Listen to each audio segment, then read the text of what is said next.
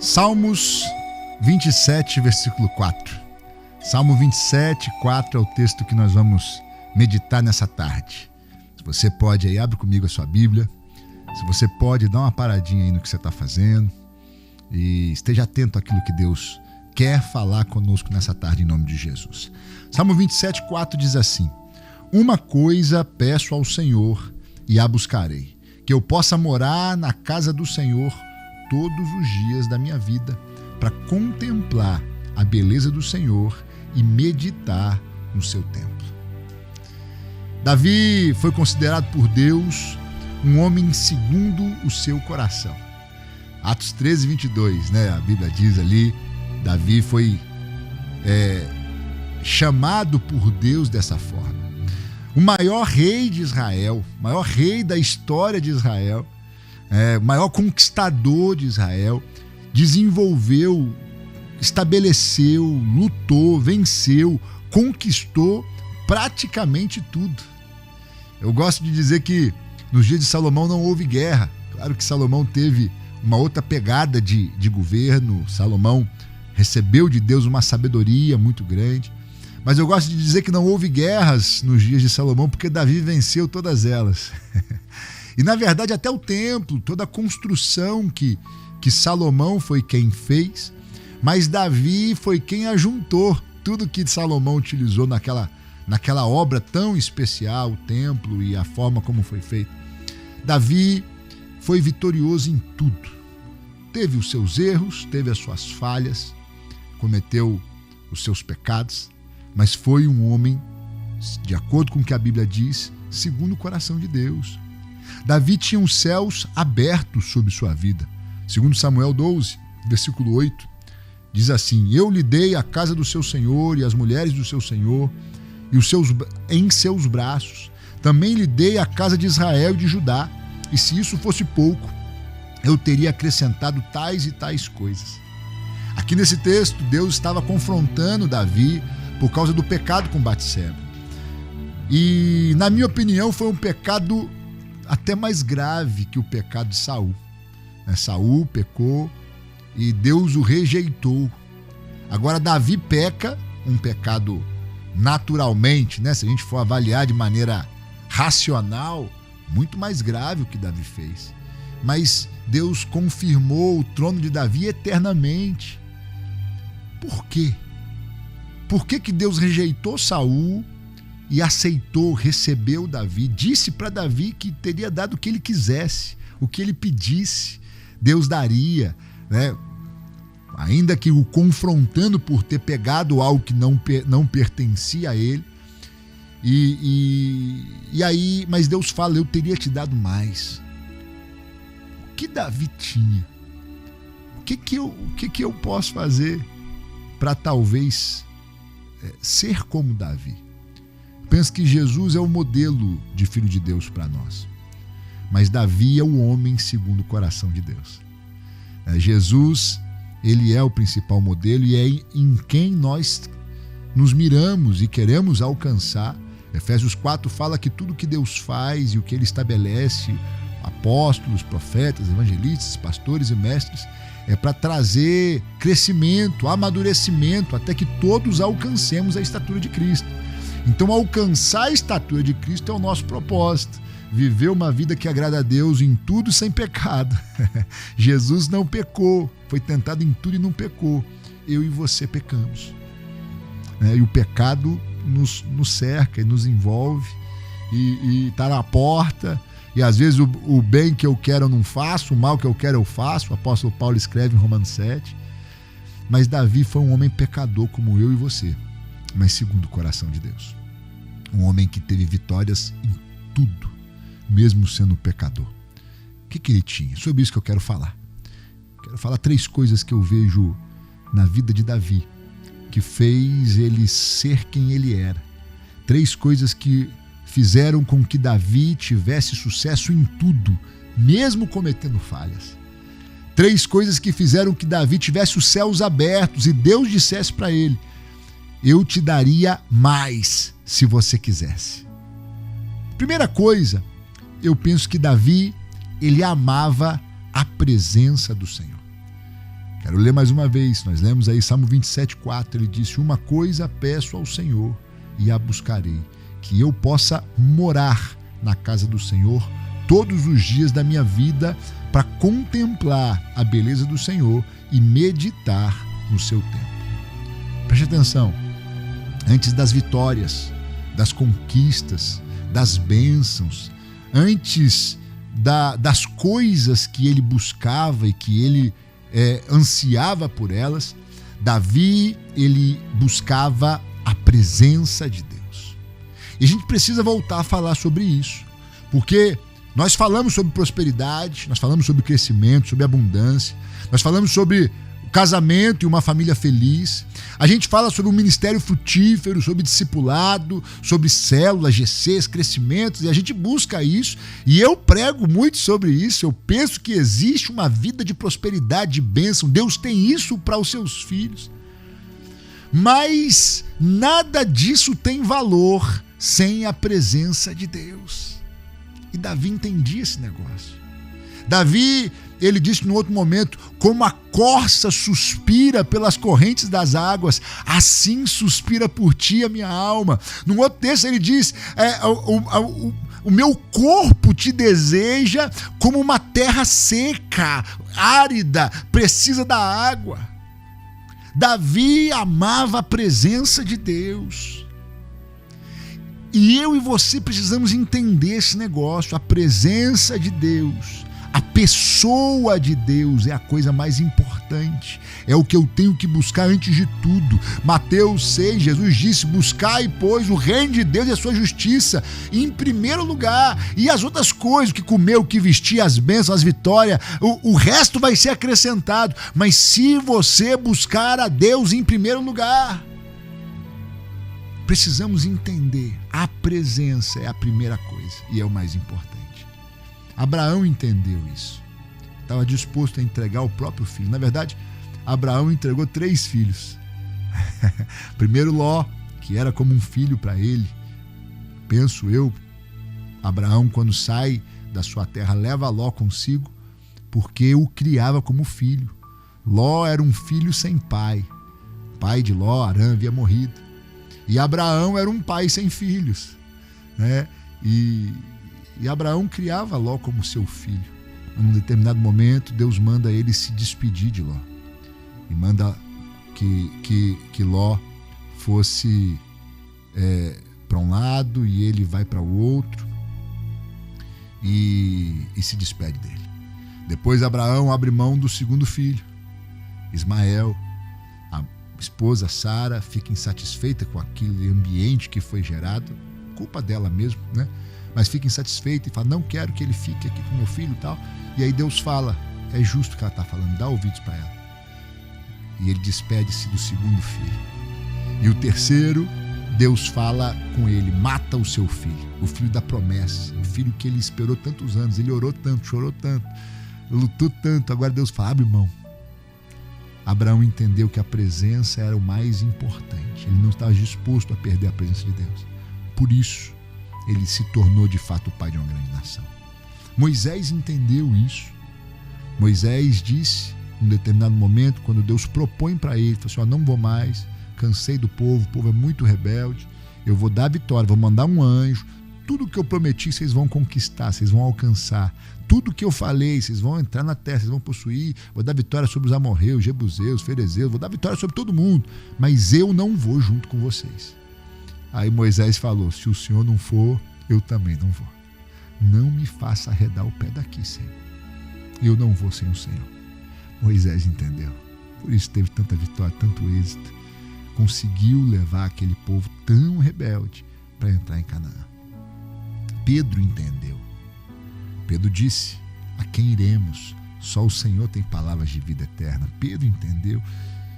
E eu penso que a gente precisa entender o que Deus vai fazer, o que Deus vai me dar, não é tão importante quanto o fato de Ele estar comigo. Claro que tem bênção, tem um copo de água fresca, não fica sem recompensa. Mas mais importante do que a bênção é o relacionamento com o dono da bênção, com aquele que abençoa. Davi queria morar na casa do Senhor, simplesmente porque o Senhor estava ali. Salmo 23:1 ele disse: o Senhor é meu pastor, nada me faltará. Não, na Bíblia judaica diz assim: Adonai é meu pastor, não preciso de nada. Esse é um entendimento tão simples e tão profundo ao mesmo tempo. Eu não preciso de nada mais, porque, na verdade, tudo que eu preciso está nele. E eu tenho... ele provê o que eu preciso, mas se ele não provê, eu não preciso. Você consegue entender isso? É o que Paulo fala, o apóstolo Paulo fala: eu posso todas as coisas naquele que me fortalece. Eu sei estar em abundância e sei estar em necessidade. Eu sei estar em condições boas e condições ruins. Sei estar em perseguição e sei estar numa situação que eu não sou perseguido. Eu posso todas as coisas porque ele me fortalece. Se ele está comigo, não existe situação ruim, ainda que existam situações desconfortáveis. Se ele está comigo, eu posso estar preso na masmorra, amarrado pelos pés e pelas mãos, que eu vou cantar louvores ao Senhor. E as portas da prisão vão se abrir. E se não abrir, Sadraque, Mesaque e Abednego. O meu Deus pode me livrar do fogo, mas se ele não me livrar, eu vou continuar servindo e honrando e adorando. A presença de Deus é a coisa mais importante. Nós precisamos entender isso. Primeira coisa. Segunda coisa que eu vejo na vida de Davi. Davi, além de entender que a presença era importante, Davi não fugia das batalhas. Davi lutava as guerras. A presença é mais importante, mas você precisa aprender a lutar suas guerras. Olha aí, 1 Samuel 17. Você que está com a Bíblia aí, 1 Samuel 17, 34 a 36, diz assim: Davi respondeu: este seu servo apacenta as ovelhas do pai. Quando vinha um leão ou um urso e levava um cordeiro do rebanho, eu saía atrás dele, batia nele e livrava o cordeiro da sua boca. Se ele se levantava contra mim, eu o agarrava pela barba, o golpeava até matá-lo. Este seu servo matou tanto o leão como o urso. Este filisteu incircunciso será como um deles, porque afrontou o exército do Deus vivo. Preste atenção, quais são as suas guerras? Tua vida é difícil? Pois é, a de Davi não era fácil, não. Provavelmente, ele era fruto de um relacionamento extraconjugal. Alguns estudiosos dizem isso. Considerado, talvez, um filho bastardo. Desprezado pela família. Quando Samuel vai lá na casa do pai, pede para que o pai reunisse os filhos, ele nem é lembrado. Teve que começar a trabalhar cedo. E com ali 15, 16 anos, aproximadamente, dizem, foi essa situação em que ele teve que enfrentar urso e leão para proteger o rebanho do pai. Que vida difícil, que adolescência difícil, que infância difícil. Mas ele enfrentava tudo com coragem e força, confiando no Senhor. Deixa de ser frouxo, com todo carinho, com todo respeito. Para de reclamar. A vida não é fácil, mas não é fácil para ninguém. Existem pessoas, às vezes, com mais oportunidade, de fato existe. Existem pessoas que, às vezes, têm uma estrutura melhor, familiar. Amém, mas todo mundo tem dificuldade. Para de dar desculpas. Para de pôr a culpa nos outros. Eu gosto de dizer que se você tem feridas, traumas, foi abandonado ou sofreu alguma dificuldade na sua infância, é responsabilidade de quem te feriu, essa ferida que foi causada. Às vezes os pais falham, às vezes o homem erra. Agora, se você está em Cristo e permanece com essas dores, com essas feridas, a responsabilidade é tua. Porque Cristo levou sobre si as nossas dores. E se eu continuo ferido com algo do meu passado, eu não tomei posse daquilo que Jesus tem para mim. A Bíblia diz que tem maldição que visita até a terceira e quarta geração. Então pode ser que espiritualmente os meus antepassados tenham trazido uma carga espiritual negativa para a minha vida. Mas o mesmo texto que diz que tem maldição que vai até terceira e quarta geração, fala que Deus faz menção até 1000 gerações daqueles que o amam. Então, peraí, ué. E tem o texto que diz que não vai se dizer em Israel o ditado: o pai comeu a uva verde e o filho ficou com a boca embotada. Não, eu posso quebrar a maldição e a partir de mim 1000 gerações vão ser abençoadas. Eu não tenho que ficar pondo a culpa: ah, mas meu pai, ah, mas meu avô, ah, mas meu bisavô, ah, mas eu não aprendi. Não, não. Você tem a oportunidade de aprender hoje. Você tem a oportunidade de ser abençoado hoje. Deus está te dando a oportunidade de conhecer a palavra. Deus tem colocado pessoas na sua vida para te instruir, para te orientar, para te discipular, para exercer paternidade espiritual na sua vida. Para de pôr a culpa no seu passado e assume a responsabilidade de vencer no presente e construir o futuro. Ah, mas eu sou fraco. Davi também era, mas confiava no Senhor. Não é na força do seu braço, ainda que você tenha que se esforçar. Mas se eu tenho a presença de Deus, se eu amo a presença de Deus, se Deus está comigo, eu posso vencer o que quer que venha na minha frente. Foi o que Davi falou: o Senhor me deu vitória sobre o urso-leão, e vai ser igualzinho com esse gigante incircunciso, esse filisteu incircunciso. Lute as suas guerras. Lute contra você mesmo. Existe uma natureza de pecado em você. Vença essa natureza de pecado. Separe tempo com Deus todo dia. Esse é o segredo para se fortalecer no Senhor.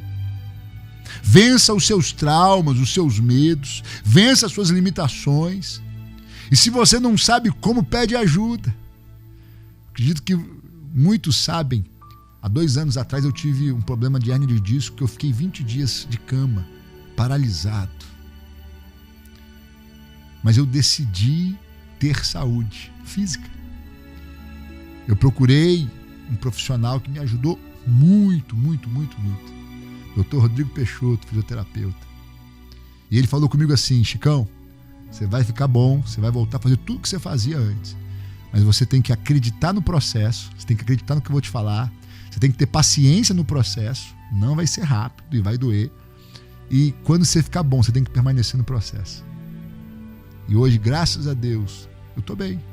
Não tenho mais problema, a hérnia está lá, contida. Existe uma natureza de pecado, mas está contida porque o meu corpo está fortalecido. Eu penso que esse princípio, ele pode ser aplicado também na alma e no espírito. Existem traumas, feridas, abandono, mas eu posso fortalecer a minha alma, eu posso me fortalecer emocionalmente, a minha razão, eu posso fortalecê-la também e conter as minhas feridas e os meus traumas. Mesmo que meu pai, se ele foi ausente na minha infância, nunca mais eu vou passar por aquilo. Aquilo passou, acabou, eu não tive um pai presente. Se eu não tive, meu pai foi uma benção. Mas às vezes você não teve um pai presente, nunca mais você vai ter aquela oportunidade de criança ter um pai. Mas você pode se fortalecer emocionalmente e resolver esses problemas. Espiritualmente a mesma coisa. E aí, da mesma forma que eu tive que fazer fisioterapia, trabalho com elástico, tipo lá pilates e tal, e hoje eu faço musculação e com peso, e com carga, e forçando o lombar, que é onde eu tenho problema, trabalhando com carga. Eu penso que espiritualmente é a mesma coisa. Começa: ah, mas eu não consigo orar muito tempo. Começa então pouco tempo, mas faz alguma coisa. Começa a separar. Eu não consigo ler a Bíblia muito tempo. Lê 2 versículos então, mas começa. É a trend do momento, né? Primeiro a gente começa, depois a gente melhora. Começa a estudar a Bíblia, começa a orar, começa a se envolver com pessoas, começa a ir num GC. Ah, mas tem dia que eu não estou afim de ir, mas vai assim mesmo. Falando de atividade física, esses dias na minha célula, meu GC, um irmão falou assim: mas eu não consigo gostar de academia, eu vou porque eu preciso. E ele estava tomando café, a gente tomando um cafezinho junto, sem açúcar. E ele falou: eu não consigo gostar de academia. E aí eu falei: mas café sem açúcar você sempre gostou? Não, também não gostava não. E quando que você começou? Não, comecei a gostar e quis tomar café sem açúcar e fui tirando, e aí hoje eu gosto. Eu falei: pois é o mesmo princípio. Você tem que ter um motivo e acreditar naquilo, que você precisa daquilo, você vai mudar o seu hábito.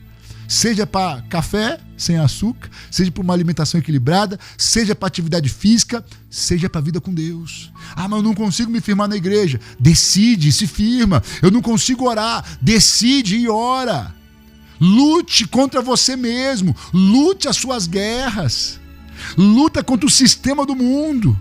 Romanos 12:2 diz: não vivam conforme os padrões deste mundo, mas deixem que Deus os transforme pela renovação da mente, para que possam experimentar qual a boa, agradável e perfeita vontade de Deus. Preste atenção, padrão do mundo, muitas vezes a gente pensa num contexto de pecado, mas de uma maneira geral, vai além do que apenas um contexto de pecado. Padrão do mundo é a forma de pensar, de viver, de resolver as coisas. Luta contra esse padrão. Tentaram vestir a armadura de Saul em Davi, para que ele lutasse contra o gigante da forma natural, dentro do padrão da guerra. Mas Davi foi contra o padrão. Foi lá, pegou as pedrinhas no rio, o cajado de pastor na mão e foi enfrentar o gigante com aquilo que Deus deu para ele. Não queira ser igual a todo mundo. Não pense que você tem que ser igual a geração que veio antes de você. Talvez você carregue um peso, um estigma, dizendo: esse vai ser igual ao pai. Não, no que seu pai, com certeza, acredito que pode ser que ele tenha algo bom e te ensinou algo bom, mas as coisas ruins você não tem que ser igual a ele, não. Você não precisa fazer o que todo mundo faz. Você não é todo mundo. Lute contra o padrão do mundo. Lute contra o reino das trevas. A Bíblia fala em Efésios 10 que existe uma guerra espiritual, sobrenatural, e vencer de forma natural é impossível. Como Davi com Golias.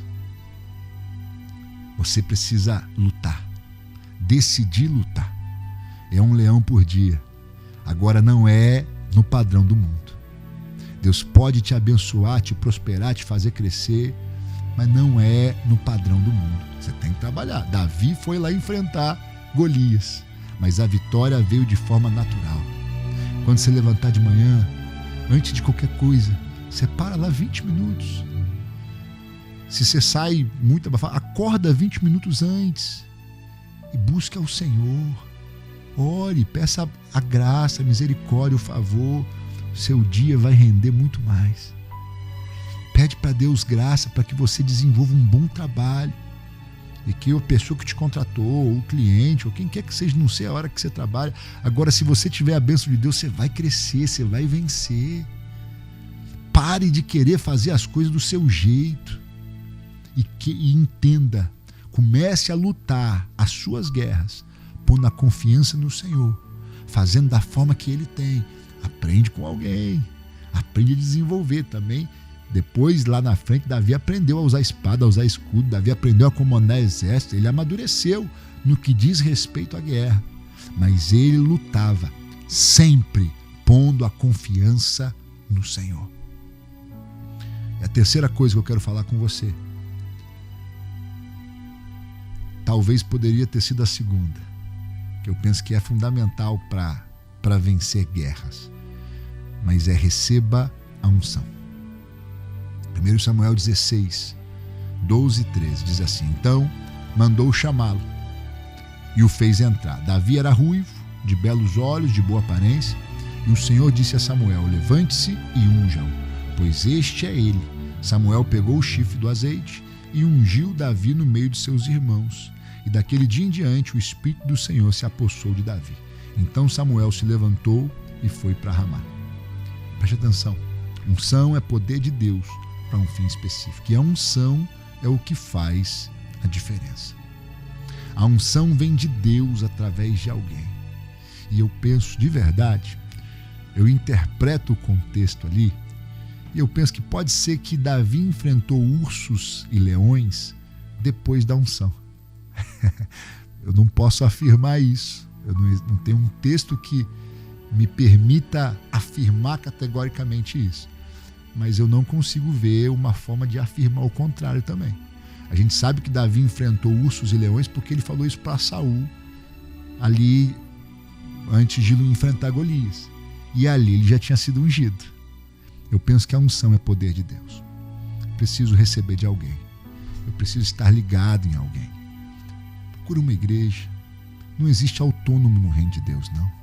Procura um pastor para que você possa estar debaixo da autoridade e entender. Jesus falou que quem recebesse uma criança em nome dele, a ele receberia. Não tem como eu me ligar no corpo de Cristo de maneira pessoal, individual. Entende isso? Eu sei que hoje em dia tem tantos escândalos, tantas dificuldades, tantas coisas que depõem contrário. Procura uma igreja, um pastor, um homem sério, comprometido com Deus, e se submete à autoridade para que você possa receber a unção. Faça o que Deus está mandando e aí Ele vai te chamar também. Busque organizar a sua vida de uma maneira que agrade ao Senhor. Vai pondo as coisas em ordem. Mas a unção faz toda a diferença para que você possa vencer as guerras. Ame a presença. Ame a Deus. Receba a unção, o poder que vem do relacionamento com Deus. Normalmente é através de alguém. Deus põe pessoas para derramar unção sobre a nossa vida. E vença as guerras. Lute e vença cada guerra. Seja natural, física, seja emocional, seja espiritual. Deus tem vitória, Deus tem crescimento, e que você alcance essa postura de ser alguém segundo o coração de Deus, que vai ter a bênção de Deus em todas as coisas, em todas as áreas da vida, em nome de Jesus. Deus abençoe você.